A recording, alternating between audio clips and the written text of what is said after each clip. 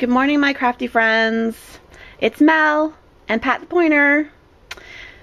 Hope you're having a wonderful weekend. I understand that it's the long weekend in the US, so happy long weekend, guys. We had our long weekend last weekend, which was great, and I was able to catch up on a few videos that I'm behind on.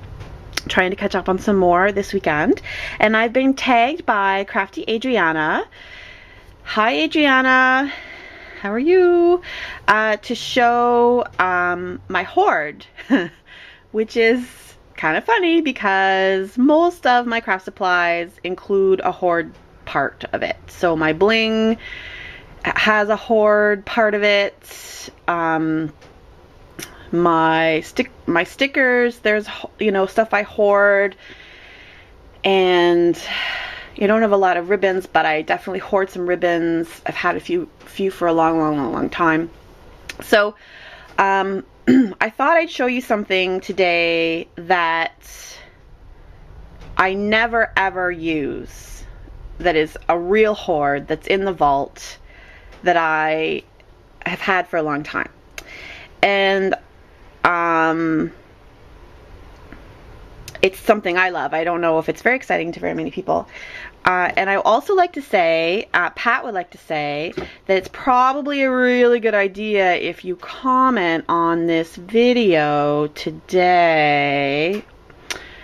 That would be a good idea. Comment on the video. That's all Pat wants to say.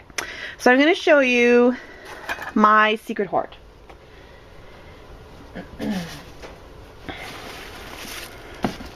It's yarn. And I can't get the camera out far enough. Get my cover on the table. I've got this pile, which is this big bowl. I actually have this away in a closet. And I've also got this bag. And I have probably the equivalent of this bag in another box, which is packed away, which I did not get out. And here's the thing. I don't knit. I don't crochet at all. I don't even know how to start. My grandma taught me how to knit when I was a little girl, but I never retained the starting part of it. So I used to do a lot of needlepoint, and I used to do a lot of cross stitch as well. I also have a hoard of cross stitch embroidery floss, which is ginormous. But these yarns, well, this hoard of yarns is from when I used to do a lot of needlepoint, and my grandma did a tremendous amount of needlepoint. It was her. She did a lot of crafts, but needlepoint was her thing. And I needlepointed from the time I was a little kid. I stopped needlepointing about 10, 12 years ago because I started having some problems with my hands, and also life just got busy, so it got crazy. But these yarns, a lot of these yarns, like these guys, a lot of them are like canvas embroidery yarns, so they're in smaller skeins or whatever you call that. But I love them still. I love I don't know what it is about yarn. I love the feel of it and the color of it, and I can't even believe that I don't knit, because yarn is kind of one of my things. So, but these I want to show you guys because these yarns, this pile here, are all from two different ladies who, these are from their own sheep on their own farms, and one of them is in a community I think about an hour away from where I live now, and one of them is from a farm that's in the other side of the province from where I used to live, where I grew up. So they are gorgeous, and they're all from their own sheep, and there's batches from 2 different people, and they make their own yarn and they dye their own yarn. And some of them are dyed with like natural vegetable dyes, and some of them are whatever dyes yarn makers use. But I love the colors. They have this blue. It's a gorgeous blue, and it's fairly a consistent color throughout. This one is has quite a variation of color, and this is, you know, her letting the dye sit longer in different parts, and you know, as you do when you dye, which is I just love that variegated look. I had originally bought these yarns because I was going to do like an original canvas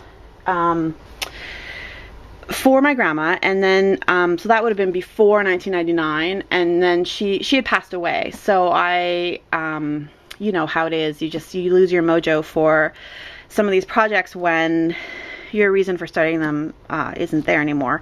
But I've kept the yarns, and you know, maybe someday I will find a wonderful project to use.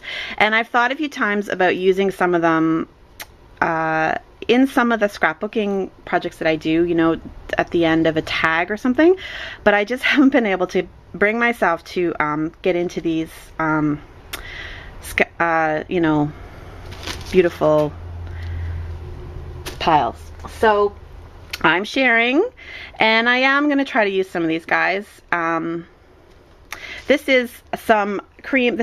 I actually did use this color for a part of a project, and I've left it all in a terrible mess, which is terrible of me. This beautiful one, I don't know if it's going to show on the camera. So it's a kind of a blend of olive greens, and there's a little bit of red and browns in there. It's absolutely gorgeous. And this beautiful green as well. She's made her own tag there. And this is a bag of bits that one of the ladies had. So there's little, again, beautiful variegated colors of gray to blue to greens, sort of heather colors, which I just love. So that is my special yarn hoard that I've had for more than 10 years. And I get them out and look at them, but I don't use them. And then I've just got some other assorted like yarns that, you know, I got for different projects and back in the day, and I can't bring myself to get rid of them or use them. So that is my hoard. And like I said, I hoard a lot of stuff, guys, but that's the one that I guess I would call a true hoard, because I never, or haven't for over a decade, done anything with it. So, except look at it and touch it. So, that's my little secret hoard, and I hope that was fun for some of you.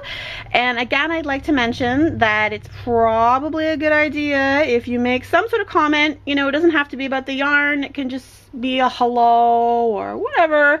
Just let me know you're watching.